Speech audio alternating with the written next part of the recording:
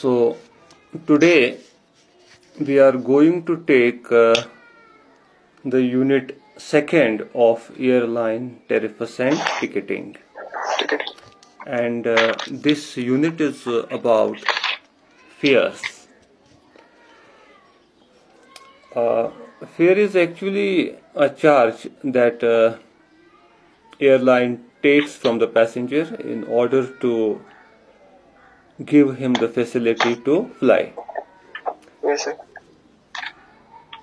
But when we talk about airfares, airfares too have evolved over a period of time, because nowadays there are various types of fares.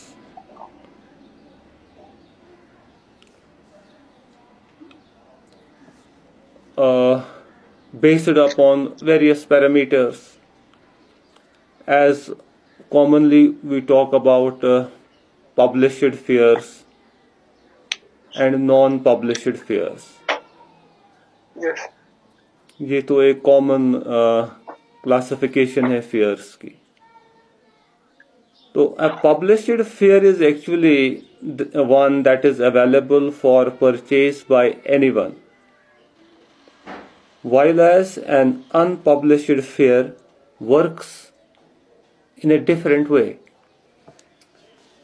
तो published fare वो fair होता है जो airline बाज़ाबिता airline उसको publish करते हैं और वो अवेलेबल रहते हैं डोमेन में, पब्लिक डोमेन में, जहाँ पे लोगों को पता चलता है कि किस जगह क्या फेयर चल रहा है इस एयरलाइंस का. तो दूसरा होता है जो फेयर पब्लिश नहीं होता है, तो उसे कहते हैं अनपब्लिश्ड फेयर या उसे कहते हैं नेगोशिएटेड फेयर्स. तो ये फेयर जो होता है ये नॉर्मली, अगर हम आजकल की बात भी करेंगे, आजकल तो we are now having portals, ticketing portals, like we have Make My Trip, we have Yatra.com, or we have many others which airlines operate on their own also. Yes, sir. So published fares, whenever any person tries to know the fare about to any particular destination, he or she will log into the portal and will be able to know the applicable fare. But at the same time, when we talk about unpublished fares, they are not reflected in the public domain. They remain hidden because they are the fares which are negotiated between the airlines and the tour operators or any other travel intermediaries who take tickets on a larger volume, who take bookings for a quite long period of time at a larger scale. तो उसमें उनके साथ वो negotiate करते हैं. जैसे कि कोई बड़ा टूर ऑपरेटर है तो वो किसी एयरलाइंस के साथ बात करता है, तो फिर वो उस एयरलाइंस में सपोज 20 सीटें या 10 सीटें पूरे साल के लिए बाई करता है एक पर्टिकुलर सेक्टर के लिए. तो फिर जो वो टूर ऑपरेटर होता है वो उन टिकट्स को अपने हिसाब से यूज करता है. चाहे वो उसमें जो उसकी अपनी पैकेज होते हैं, जो टूर पैकेज होते हैं, and the tourists who participate in such tour packages, so this tour operator can use those tickets to facilitate the travel of such tourists. Or sometimes this tour operator can resell those tickets through travel intermediaries. उसकी मैं आपको recent example भी दूंगा यहाँ पे. अगर आपने थोड़ा सा सुना होगा, विंटर्स में, प्रेजेंट विंटर्स की बात करता हूँ मैं, तो tickets Srinagar to Jammu, Srinagar to Delhi काफ़ी उसकी जो फेयर वैल्यू था, प्राइसेस हाई थे, हो गए थे। वो काफ़ी हाई हो गए थे और काफ़ी वेरिएशन आ रही थी। Yes sir. वेरिएशन इस लिहाज से आ रही थी क्योंकि सपोज कभी पोर्टल पे मैं पर्सनली में भी आपको बताऊंगा कि पोर्टल पे कभी दिखा रहा था suppose 18,000 ticket Srinagar to Delhi, yes sir. तो हर कोई ट्रैवल पोर्टल दिखा रहा था लगभग वही रेट। लेकिन Yes, यहाँ पे टूर ऑपरेटर जो लोकल टूर ऑपरेटर था श्रीनगर का, वो वही टिकट मतलब इसी सेक्टर के लिए टिकट ऑफर करता था 7 या 7,500 में। Yes sir. So in fact, this is the example that I can quote of my own also. During winters, I had to travel to Delhi and I was looking for a ticket on the portal. And the fares reflected were in the same range. Then I received a SMS from one of the travel agencies, local travel agencies, and they were offering much lower than that. Yes, sir. In the 7,000 range or something like that. So what was that actually? That was those tickets were booked by the portal much in advance.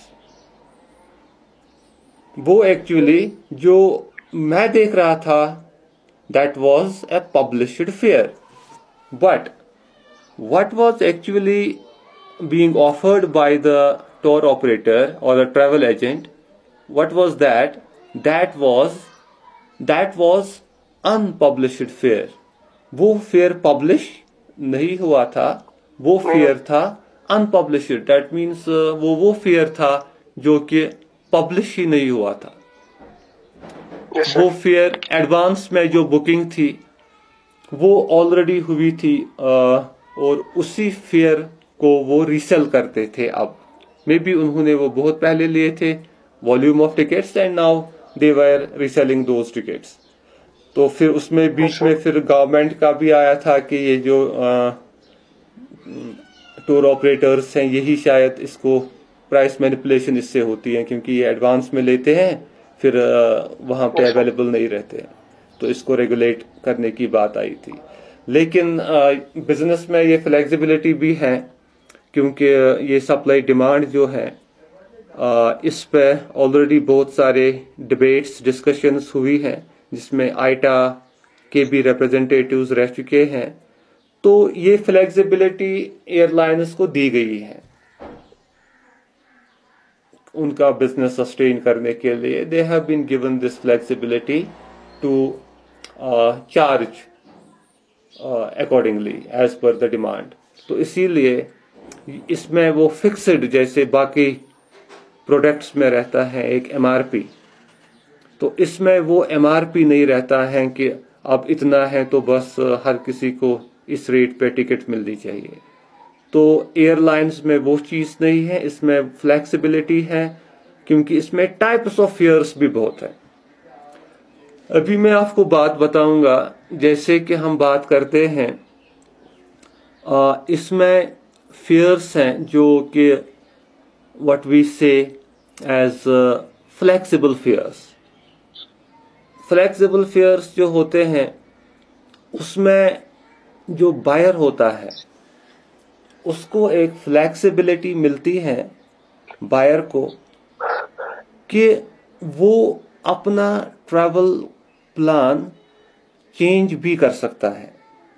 For example, you had taken a ticket from Srinagar to Delhi for say 5th of May.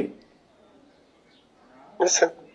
But on 4th of May you had some information that the meeting that was planned on 5th of May that has been postponed.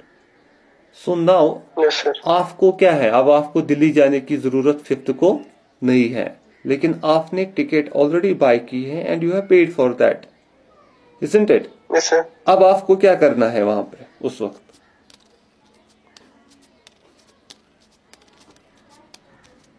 Reschedule करनी।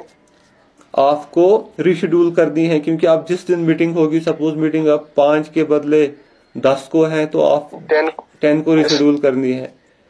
अब एक चीज Yes, है, ये rescheduling जो है इसमें वो आपको फैसिलिटी होनी चाहिए कि आप वो कर सके। अगर इसमें रिशेड्यूलिंग अलाउड नहीं है इस टिकट में तो आपको क्या करना यस है? Sir, refund. आपको टिकट रिफंड करनी है, isn't it? और Yes, sir. आपको ये नहीं पता Yes, है sir. कि आप 10 तारीख को क्या रेट होगी और आपको उस फेयर के हिसाब या 10 तारीख को अवेलेबल है भी टिकट या नहीं, आपको वो भी Yes, रिस्क sir. उठानी पड़ेगी, isn't it? तो ये चीज जो है इसमें आपको बहुत ख्याल रखना है कि आपको किस टाइप का फेयर अवेल करना है। अगर आपको ऐसा चीज हो सकता है, आपकी मीटिंग पोस्टपोन हो सकती है या आपका ट्रैवल प्रोग्राम कैंसिल हो सकता है, then you have Yes, to sir. Take such a ticket, such a fare, type of fare you have to avail which offers you the flexibility. Zainab आपको आवाज आ रही है?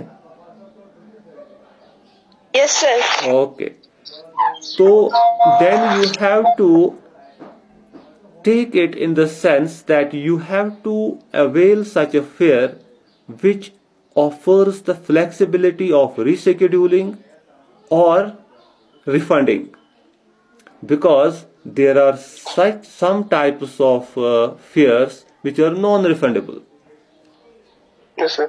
and non-refundable fare is the fare for which you pay, and then if you will cancel your travel program you are not entitled to any refund. आपको कोई पैसा उसका नहीं मिलेगा, वो सारा पैसा फिर वेस्ट हो जाएगा अगर आपका ट्रैवल प्रोग्राम उस दिन कैंसिल हुआ, क्योंकि उसमें वो फ्लेक्सिबिलिटी नहीं होती है जो फ्लेक्सिबल या रिफंडेबल फेयर्स में होती है। तो ये चीजें जो है ये एक ट्रैवलर फिर डिसाइड करता है कि मुझे किस टाइप का फेयर अवेल करना है। But at the same time when anybody is taking a flexible fare where he is entitled to get a refund or where he can reschedule the flight, and anybody is taking such a ticket, such a fare where he is not getting this type of facility. आपको क्या लगता है इन दो fears में फर्क हो सकता है कुछ कीमत में?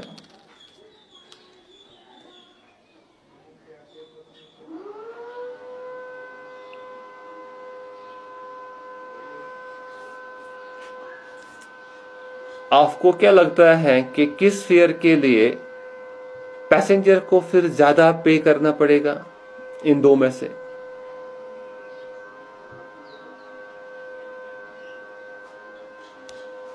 जो नॉन रिफंडेबल हो। जो नॉन रिफंडेबल हो कैसे? एक तो वो पैसे गए जो ना पहले भरे थे। हाँ, आपने दूसरे साइड से क्वेश्चन को लिया। मेरा कहने का मतलब ये है कि अब अगर पैसेंजर है तो इसको ये दोनों ऑप्शंस अवेलेबल है। एक है फ्लेक्सिबल Yes, sir. फेयर जिसमें उसको रिफंड मिल सकता है अगर उसका ट्रैवल कैंसिल हो गया या जिसमें वो रिशेड्यूल कर सकता है टिकट। दूसरा है नॉन रिफंडेबल फेयर जिसमें वो नॉन फ्लेक्सिबल फेयर जिसमें वो कोई अगर सपोज उसका प्रोग्राम कैंसिल हो गया वो कोई रिफंड नहीं हासिल कर सकता है, वो कोई रिशेड्यूल नहीं कर सकता है। तो अगर ये दोनों ऑप्शंस अवेलेबल है पैसेंजर के लिए तो आपको क्या लगता है Yes. किस ऑप्शन के लिए, सपोज अगर श्रीनगर टू दिल्ली ये दोनों टिकट्स अवेलेबल हैं तो कस्टमर को, पैसेंजर को किस टिकट के लिए ज्यादा पैसा खर्च करना पड़ेगा? फ्लेक्सिबल। फ्लेक्सिबल, वेरी गुड, क्योंकि फ्लेक्सिबल में उसको ये फैसिलिटी है जो नॉन फ्लेक्सिबल में नहीं है। तो जैसे कि हम बात करते हैं एपेक्स फेयर्स की, एपेक्स फेयर्स आमतौर पर नॉन फ्लेक्सिबल में ही आते हैं। एडवांस परचेज एक्सकर्शन जो सस्ती टिकट्स होते हैं, जैसे वो इसका जो शुरुआत है वो जैसे एक बार मैंने आपको बताया शायद थर्ड सेमेस्टर में कैप्टन गोपीनाथ की स्टोरी जिसने वो एयर डेक्कन स्टार्ट की थी, तो उसने वो एपेक्स फेयर्स इंट्रोड्यूस किए थे। तो उसने एम्पावर किया था कॉमन मैन को फ्लाई करने के लिए, क्योंकि मैंने बोला ना कि ये फेयर्स इवॉल्व हुए हैं over a period of time, क्योंकि उससे पहले अपेक्स फेयर्स का कॉन्सेप्ट ही नहीं था। तो एडवांस परचेज एक्सकर्शन में क्या हुआ कि फेयर्स नीचे आ गए, और फेयर्स जब नीचे आ गए तो कॉमन मैन भी एम्पावर हुआ फ्लाई करने के लिए। सो उससे कैप्टन गोपीनाथ का वो मिशन पूरा हुआ जिस मिशन की वजह से उसने एयरलाइन स्टार्ट की थी। लेकिन यहाँ पे बात ये आती है कि जो अपेक्स फेयर है, अपेक्स फेयर में ये ऑप्शन है नहीं उसको मिलेगा जो उसको फुल फ्लेक्सिबल फेयर्स में मिलेगा। उसको अपने तक है कब वो कैंसिल कराए या रिशेड्यूल कराए, इज़न्ट इट?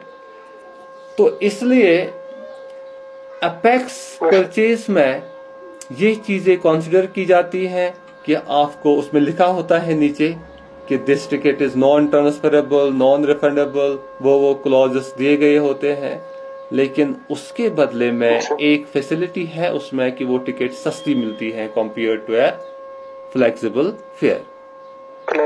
और वो टिकट जो लेता है उसको इतनी रिस्क तो लेनी पड़ती है कि उसको अगर कल को ट्रैवल प्रोग्राम चेंज हुआ तो उसको टिकट का पैसा जाया हो जाएगा। या अब बहुत सारी एयरलाइंस ने पार्शियली रिफंडेबल फेयर्स इंट्रोड्यूस किए हैं। अगर सपोज 5,000 की टिकट है उसको 2,500 वापस मिलता है, तो वो फुली रिफंडेबल नहीं होते हैं, पार्शियली रिफंडेबल होते हैं। तो उसमें आजकल क्या होता है, बहुत सारे एयरलाइंस ऐसे फेयर्स इंट्रोड्यूस कर चुके हैं। उसमें वो क्या करते हैं, फिर उसमें कैंसिलेशन चार्जेस बहुत होते हैं। लगभग जो टिकट का वैल्यू होता है उसका 50% से ज्यादा कैंसिलेशन चार्जेस होते हैं। इवन मैंने ऐसा भी देखा है, पर्सनली मैंने ऐसा देखा है कि टिकट के वैल्यू से ज्यादा कैंसिलेशन चार्जेस हुए। Are you getting this point? Yes. I am Yes, telling sir. you like this. Suppose if anybody had taken a ticket in Apex or excursion fare, say from Srinagar to Delhi, and he had taken it for 2,500. Okay? इसने 6 महीने पहले ये ticket ली होती है। Suppose for example 2,500 में कुछ apex fair चल रहा था, सस्ता फेयर लिया। Yes, तो sir. फिर जब मौका पहुंचा जाने का तो उस वक्त वो प्रोग्राम जाने का कैंसिल हुआ किसी कारण की वजह से। Yes, sir. Now, but this ticket was मतलब there was an option of cancelling this ticket, of getting a refund for this ticket. Got it? But cancellation charges उसमें लिखा था पहले ही, जो मे बी पैसेंजर ने नोटिस भी किया या नहीं भी किया, कि कैंसिलेशन चार्जेस इस पर पड़ेंगे 2,500 plus taxes. Yes, sir. Okay, अब जब ये Yes, sir.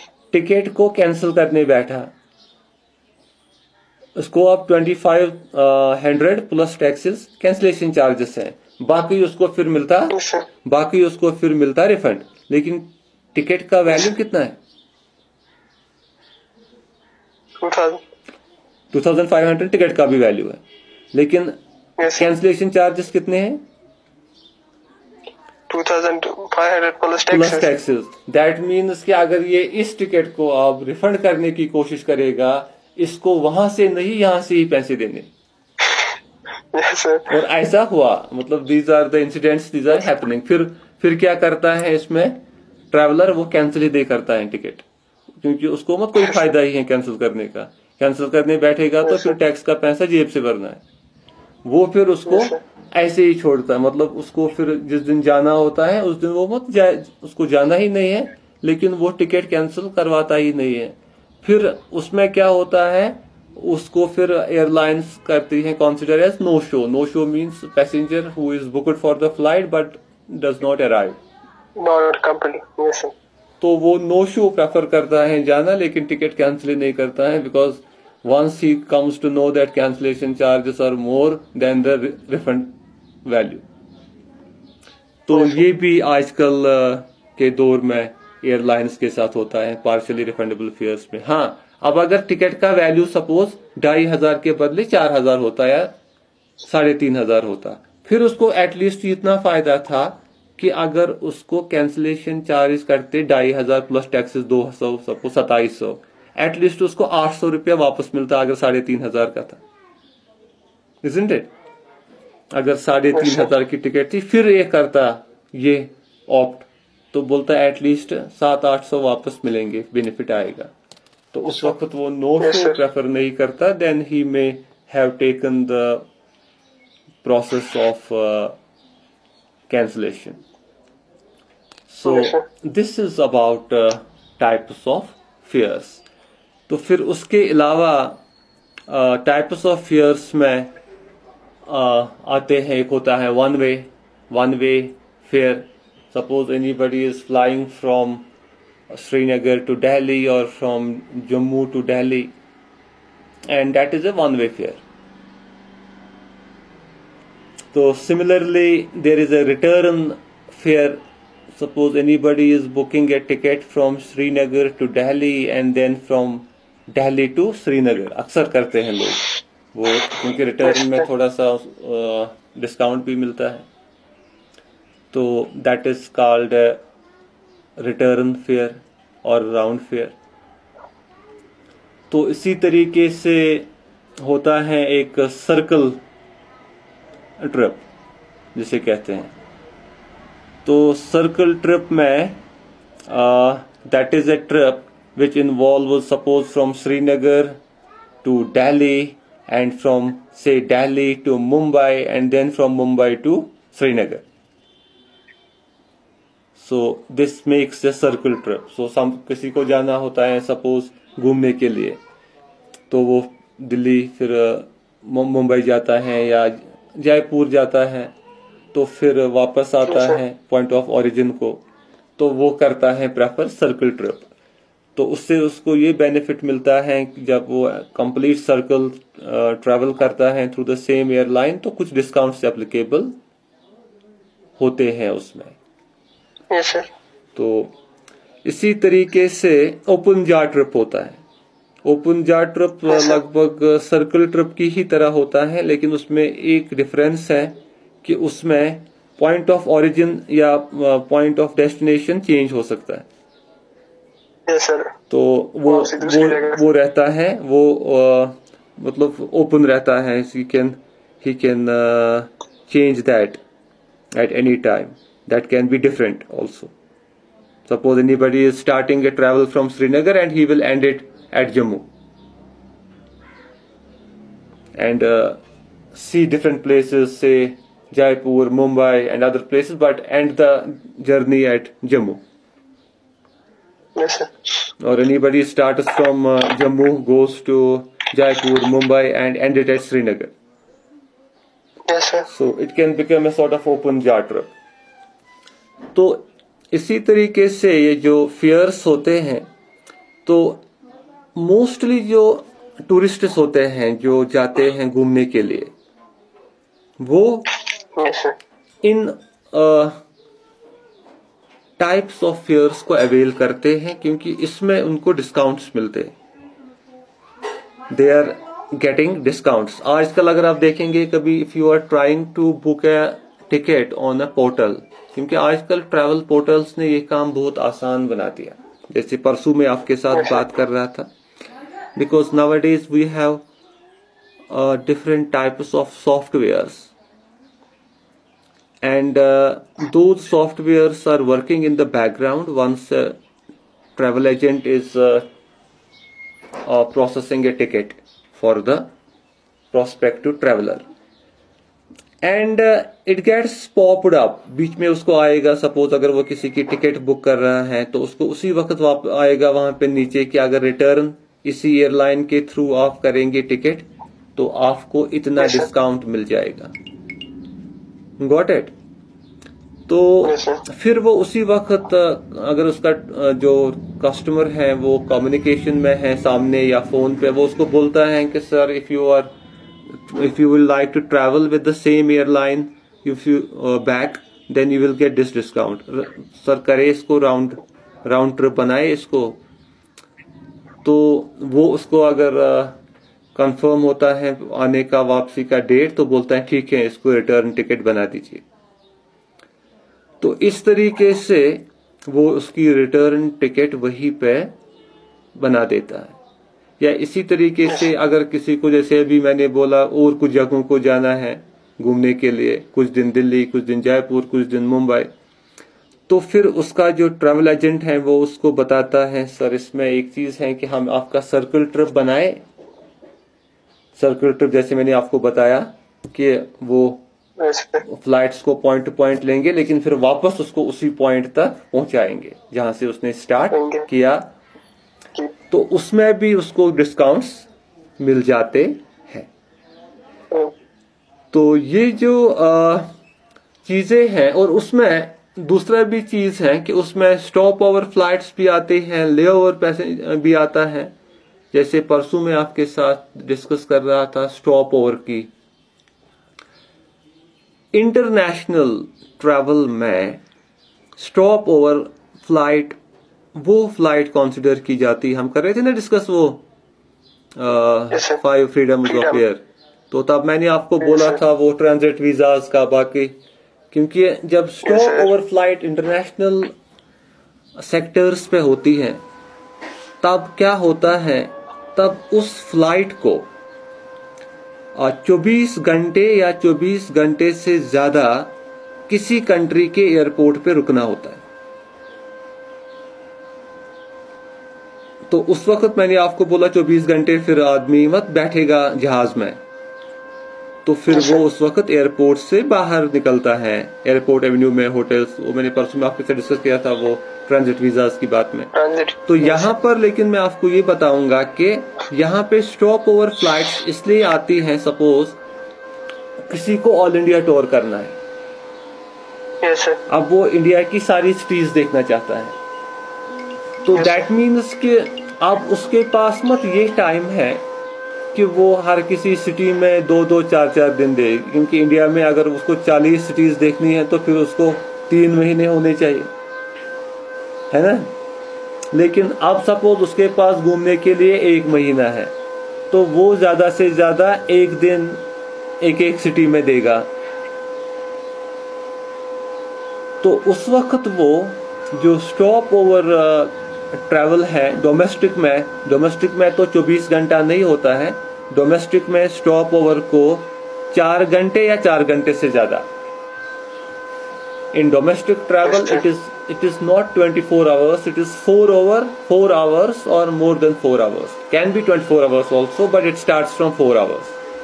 तो यहाँ पर वो 4-6 घंटे की भी कर सकता है, और उसके बाद he can start doing that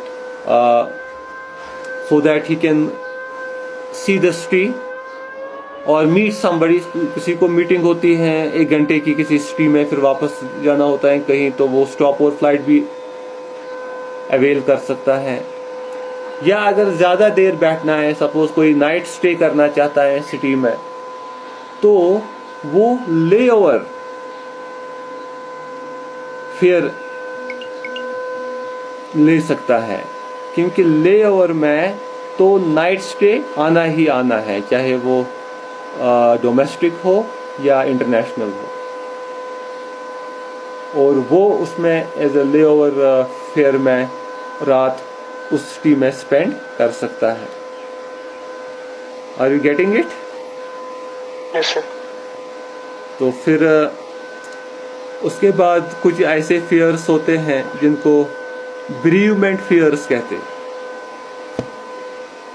क्योंकि यहाँ पर आपको सपोज यहाँ पे है चाइल्ड फेयर्स। जैसे परसों मैं आपको कह रहा था कि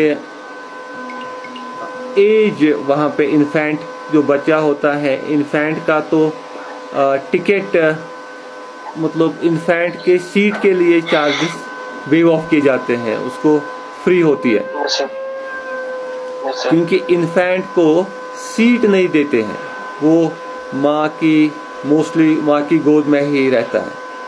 इन्फेंट जो ना जिसकी एज 2 साल तक है, वो मत सीट पर बैठ भी सकता है, उसको वो गोद में ही रहता है और उसको वो सीट बेल्ट का तरीका थोड़ा डिफरेंट होता है एक्स्ट्रा लगाने का। लेकिन जो चाइल्ड होता है, सपोज बच्चा, लेकिन उसको बाज़ाब्ता सीट होती है, उसको सीट होती है। तो लेकिन चाइल्ड का फेयर एडल्ट के फेयर से कम रहता है, उसको डिस्काउंटेड फेयर होता है। तो अगर ये डिस्काउंटेड फेयर्स में चाइल्ड फेयर भी आता है, इसी तरीके से स्टूडेंट्स कंसेशन होती हैं। तो उसमें आपको फॉर्मेलिटीज़ होती हैं कि he should be a student and he should be going to the educational institution जहाँ पे उसका है कोई, तो उसमें स्टूडेंट कंसेशन फेयर मिल जाता है। तो इसी तरीके से कुछ फेयर्स जिनको हम स्पेशल फेयर्स कहते हैं, स्पेशल फेयर्स में आते हैं जैसे बेरीवमेंट फेयर है। तो बेरीवमेंट फेयर एक किस्म का डिस्काउंटेड फेयर होता है, वो उन फैमिली मेंबर्स को मिल जाता है जिनका खुदा न खास्ता किसी फैमिली मेंबर की डेथ हुई होती है। सपोज किसी का कोई रिलेटिव अपना फैमिली मेंबर है किसी फॉरेन कंट्री में, तो उसकी वहाँ पे वो गुजर जाता है, डेथ होती है। अब उसको वापस उनको लाना है या वहाँ जाना है, तो उस वक्त वो बेरीवमेंट फेयर के लिए अप्लाई कर सकता है, क्योंकि उसमें उसको एक स्पेशल कंसेशन मिल जाती है। लेकिन उसमें उसको वो डेथ सर्टिफिकेट जो है, जो गुजर गया है, उसकी प्रोड्यूस करनी पड़ती है और उसके साथ उसकी ब्लड रिलेशन होनी चाहिए। तो तब वो इस बेरीवमेंट फेयर को अवेल कर सकता है। या इसी तरीके से कुछ कंट्रीज में, इंडिया में भी हैं, आर्म्ड फोर्सेस के लिए स्पेशल फेयर्स हैं, where the people who are working in army, they are getting concessions on travel. तो इनफैक्ट यहाँ पे तो गवर्नमेंट ने उनको बिल्कुल ही पूरा गवर्नमेंट ही पे करती थी। इस जब वो पिछली बार हुआ था वो पुलवामा का वो एपिसोड, जिसमें वो बहुत सारे फौजी का वो कैजुअलिटीज हुई थी, तो उसके बाद गवर्नमेंट ने मिनिस्ट्री ऑफ डिफेंस से या होम से एक सर्कुलर आया था एयरलाइंस को, तो उसमें जो भी फौजी अब ट्रैवल करते हैं फ्रॉम जम्मू टू श्रीनगर, उनके चार्जेस गवर्नमेंट बेयर करती है फेयर, क्योंकि फिर वो उन्होंने किया था रोड ट्रैवल उनके लिए बंद ड्यू टू सिक्योरिटी रीजंस, तो फिर वो चीज़ किया था उसमें। तो अदरवाइज उसके अलावा अगर वो बाकी रूट्स पर भी आर्मी ट्रैवल करती हैं तो उनको एक अच्छा सा डिस्काउंट मिल जाता है, because they have armed forces special concession fair. तो वो भी स्पेशल फेयर्स में आता है। उसके अलावा खुदा न खास्ता जो कैंसर पेशेंट्स होते हैं, जहाँ से भी बहुत सारे लोग जाते हैं उधर Mumbai Tata memorial hospital Mumbai treatment के लिए, तो उनको भी स्पेशल फेयर एप्लीकेबल है, क्योंकि उनको वो मेडिकल डॉक्यूमेंट्स वो उसके साथ रखने होते हैं, तो उस पर भी उनको स्पेशल फेयर अप्लाई होता है, that is discounted fares, concessions. ठीक है। तो और उसके अलावा जो हम बात करते हैं स्पेशल फेयर्स में, वो अच्छा एक और जो टिकट है, फेयर है, वो है अराउंड द वर्ल्ड टिकट। ये कुछ एयरलाइंस ने स्टार्ट किया था, स्पेशली यूरोपियन एयरलाइंस ने, जिसमें वो एक ऑप्शन देते थे अराउंड द वर्ल्ड टिकट। तो अराउंड द वर्ल्ड टिकट में वो उसका बहुत अच्छा खासा कीमत होता था उस टिकट का। कुछ एयरलाइंस ने वो स्टार्ट किया था, यूरोपियन एयरलाइंस, शायद यूएस एयरलाइंस ने भी स्टार्ट किया था, ऐसा फेयर इंट्रोड्यूस किया था। तो वो उसके लिए था जिसको पूरा वर्ल्ड ट्रैवल करना है। अब वो पूरा वर्ल्ड ट्रैवल तो नहीं करता था, सारा वर्ल्ड, वो भी पॉसिबल नहीं था, लेकिन इसको कहते थे अराउंड द वर्ल्ड टिकट, क्योंकि इस टिकट में ये फ्लेक्सिबिलिटी थी, लगभग आप वर्ल्ड के 20 सिटीज में अपनी चॉइस से चूज कर सकते थे, जहां पर आप जर्नी को ब्रेक करें और फिर वहां से आप फिर से जर्नी स्टार्ट करें। You got it? Suppose for example कोई यूएस से ये टिकट लेता है अराउंड द वर्ल्ड, तो फिर वो सपोज यूरोप जाता, पेरिस में उतरता, जर्मनी में उतरता, इटली में उतरता, यहाँ सपोज एशिया में, इंडिया में उतरता, पाकिस्तान में उतरता, चाइना में उतरता, वहाँ मिडल ईस्ट, सऊदी अरब या उधर मस्कत, ओमान में उतरता, इज़न्ट इट? तो ऐसे ही ये लगभग मैक्सिमम 20 जगहों को चूज कर सकता था उसमें। तो उसको अराउंड द वर्ल्ड टिकट के नाम से वो सेल करते थे। तो फिर ये उसको अपने तक था कि वो किस किस पॉइंट पे उसको स्टॉप ओवर बनाए, तो वहां से उसी एयरलाइन का फिर उसको दूसरी जगह के लिए दूसरी टिकट करनी थी। लेकिन उसमें उसको ये फ्लेक्सिबिलिटी रहती थी कि उसको मैक्सिमम इतने स्टॉप्स वो कर सकता था उस टिकट पे, और जहां उसको मर्जी वहां कर सकता था। तो उस टिकट का वैल्यू भी बहुत हाई है, लेकिन उसमें रहता था एक पर्टिकुलर डेट। सपोज अगर उसने आज ली वो ticket, maybe for example May, तो उसको ये कुछ पर्टिकुलर टाइम पीरियड में ख़त्म करनी है, क्योंकि उसकी एक्सपायरी रहती थी, फिर उसके बाद वो टिकट नहीं चलती। तो ये अक्सर वो लोग अवेल करते थे ये ticket who wanted to travel a lot, who wanted world tours। लगभग पूरा वर्ल्ड टूर तो पॉसिबल नहीं था, लेकिन मैक्सिमम और बहुत सारी कंट्रीज जो देखना चाहते थे, एटलीस्ट 10-20 कंट्रीज को जो देखना चाहते थे, तो ऐसे लोग ऐसी टिकट को अवेल करते थे। तो big corporates who have some time and they visit many countries to travel with their families, they use it to avail this type of ticket, right? So this is all about these fares।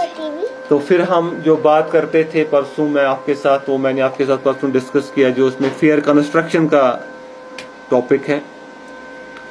तो उसमें मैंने आपको बताया परसों के fair construction का जो काम है ये अब काफ़ी सिंप्लीफाई हो गया due to the travel portals which are already having those inbuilt softwares.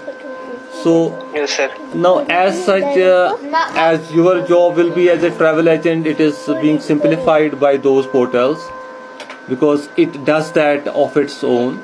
हाँ, जो मैंने बताया था आपको कि जो NUC होता था, न्यूट्रल यूनिट ऑफ कंस्ट्रक्शन, वो उसकी पहले कितनी इम्पोर्टेंस थी। तो पहले कैसे फेयर्स को NUC से कंस्ट्रक्ट करना पड़ता था, स्पेशली इंटरनेशनल टिकट्स को। तो that we have discussed during our previous session कि how fare construction used to be done at that time. But nowadays there is the like what we can scenario of e-tickets। Yes sir।